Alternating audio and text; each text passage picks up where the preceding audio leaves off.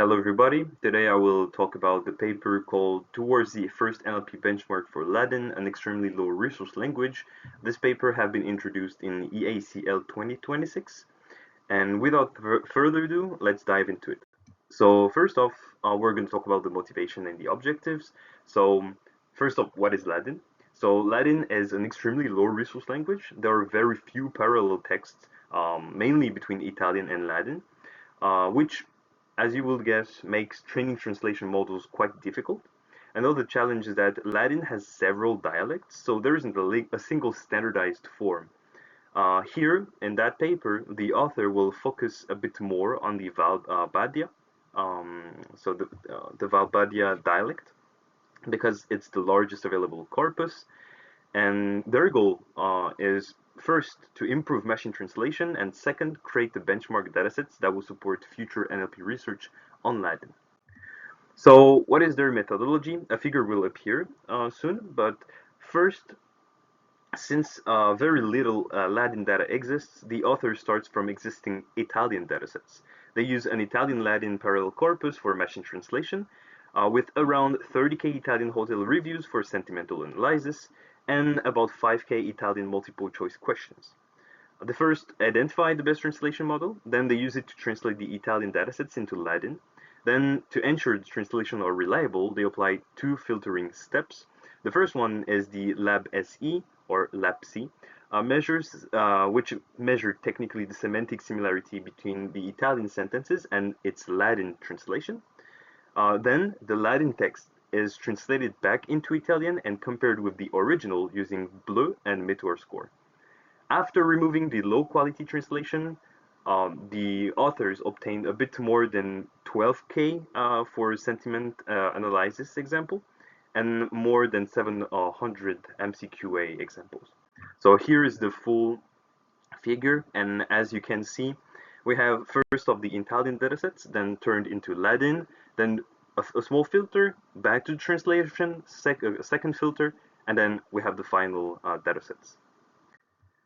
So before trying to see and trying to generate multiple synthetic data, the author here tried to compare several translation approaches. The first evaluate GPT-4o, Llama 3.1, MBART, and NLLB 2000 using few-shot prompting and fine-tuning.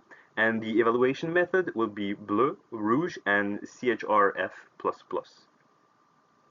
So with those results, what are the main observations? Well, first, if we look at the table, we can see that large language models such as GPT-4o and Llama perform reasonably well, but the best overall results are obtained by the fine-tuned NLLB model, which achieves the highest translation quality in both translation direction, especially according to the BLEU and the CHRF++ metrics. An interesting result is that adding the synthetic datasets created in this paper further improves NLP performance. Here in the paper, the author explained that these strong results by the multilingual pre-training of NLP on more than 200 languages, including Free Lulian, sorry if I'm mispronouncing it, which is closely related to Ladin. So that explains the reason why it's that high, which makes NLP particularly well suited for this extremely low resource language. Now onto the synthetic dataset quality. So here the author decided to generate the dataset, and after generating the datasets, the author verified that the translations are reliable. So they compared the synthetic translations with the translation produced by native Ladin speakers, and they tried to measure the semantic similarity. The results are almost identical, showing that the generated data preserves the original meaning very well. They also performed a manual error analysis using the MQM framework, and most remaining errors or small mistakes, as you can see in the table, or incorrect word choices, which suggests that the synthetic datasets are of sufficient quality for the NLP research. Now, if we look at the impact of that on some NLP tasks, Here, the author used the generated datasets to train model for sentiment analysis and multiple choice question answering. For sentiment analysis, the results are actually very strong with Llama and MDistilbert, achieving more than 90% accuracy. This indicates that the synthetic datasets is of high quality and suitable for training NLP models.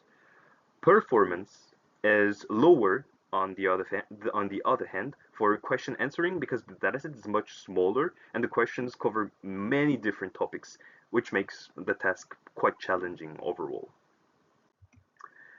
Now, to conclude, this paper makes three main contributions. First, it improves Italian Ladin machine translation using a fine-tuned NLP model.